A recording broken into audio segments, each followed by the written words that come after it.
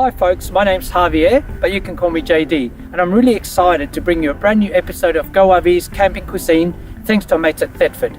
Come with me.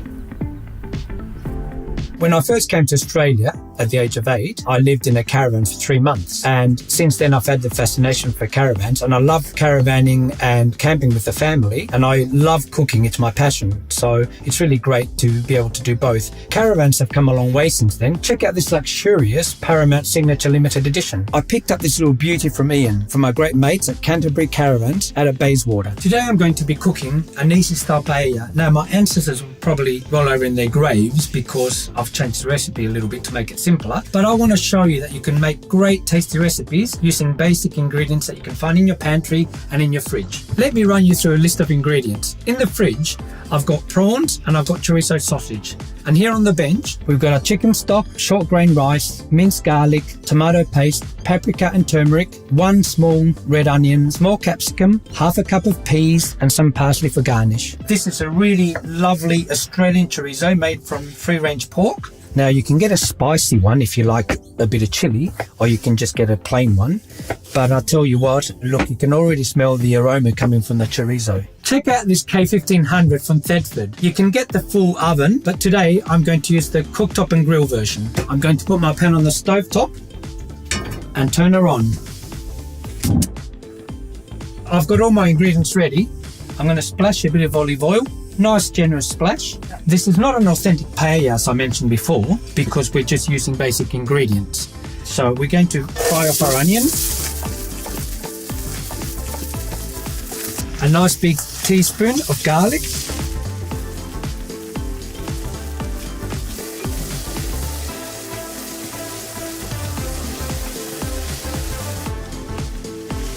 We've got a paprika in there.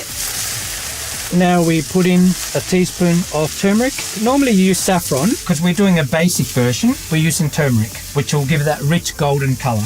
But we are using basic ingredients here. Now we're going to add the capsicum and the chorizo.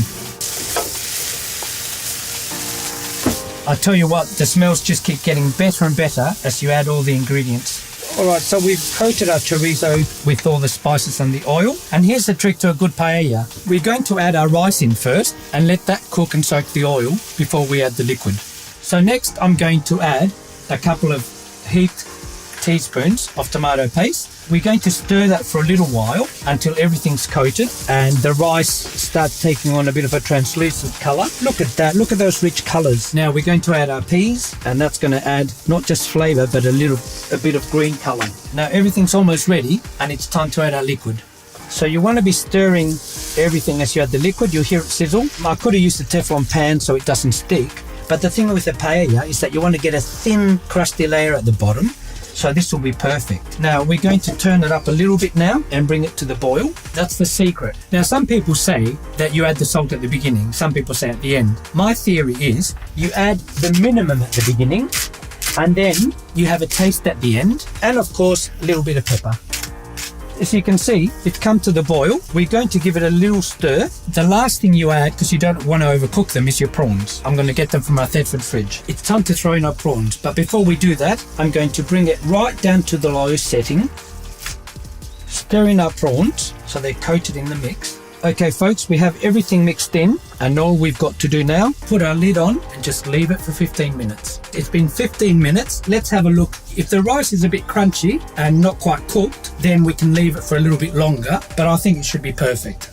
I'm going to give it a taste test, make sure that it's ready, especially the rice. Bellissimo. That's ready. I'm going to turn it off, give it one last stir. A bit of parsley for garnish. I love garnishing my food because I love colours, and you can see that vibrant green.